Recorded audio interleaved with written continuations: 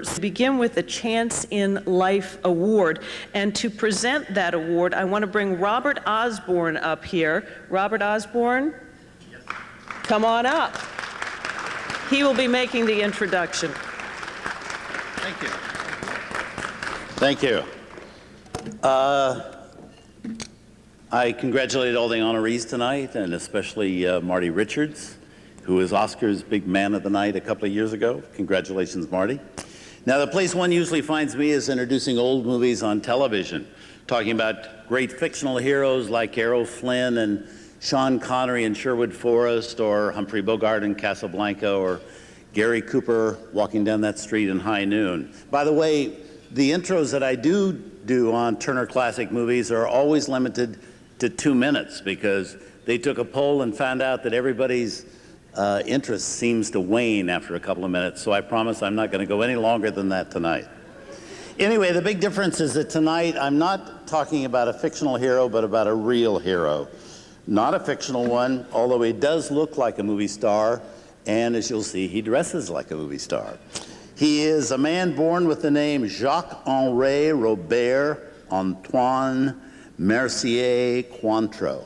And luckily, he survived that, and he shortened his name to Tony Cointreau. And to those of us lucky enough to know Tony Cointreau, we all know that he is an elegant fellow. He's charming, he's funny, he's self-effacing, he's generous, savvy, he is caring, he's very honorable, and he is rich. And I bring up the fact that he's rich for one reason. It's one of the reasons that in my mind makes him a really great hero. Because Tony's somebody who really could have spent his life sitting around a swimming pool or sitting on the Riviera eating caviar and maybe drinking a lot of Cointreau liqueurs, but he didn't do that.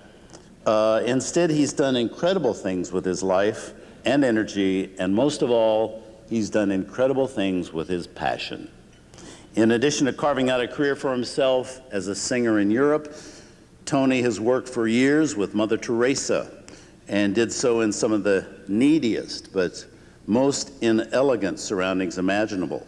In Mother Teresa's home in Greenwich Village for people dying of AIDS, he was feeding them, carrying patients around, mopping floors, scrubbing stairs, and he spent enormous amounts of time in Calcutta, tirelessly dedicating himself to helping care for abandoned and handicapped children in Mother Teresa's orphanage.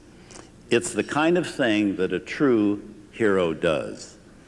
It's only a fraction of what he's done, what this caring, compassionate human being has done for other human beings. And I'm very happy that they're saluting him tonight with the Boys Town of Italy giving him this award for his tireless work with and dedication to children. And tonight he receives the Chance in Life Award, the first time it's been given at this annual celebration in New York. Please welcome Mr. Tony Cointreau, a true gentleman.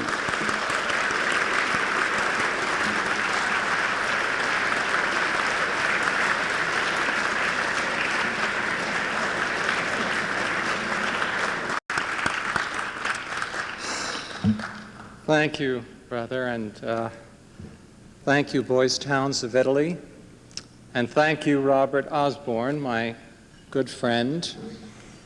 Now, he made me sound like Mother Teresa, and we didn't quite dress the same way, she and I, but I tried to have take a bit of her heart and meld it into mine. You know, on Christmas Eve of 1985, Mother Teresa opened a home in New York City called Gift of Love. And this was a home for destitute young men, mostly between the ages of 18 and 25 or 26, who were dying of AIDS. And when they came into our home, they came from a world of poverty and, many of them, drugs, and some were paroled to us from prison. And they had been abandoned. They had been abandoned not only by society, but by their families because of the enormous stigma and fear and ignorance that surrounded the disease in those days. But when these kids entered into our world, they entered into a world of unconditional love. And it was transforming. Mother Teresa once said to me, you know, there's something beautiful in each of these young men. And I could see it. I loved them all. And I lost them all. But there was one thing, without exception, that we could do for these beautiful young people. And that was to give them a beautiful death, filled with unconditional love and peace. So this is why Boys Towns of Italy touches my heart so deeply, because Boys Towns can take these kids long before then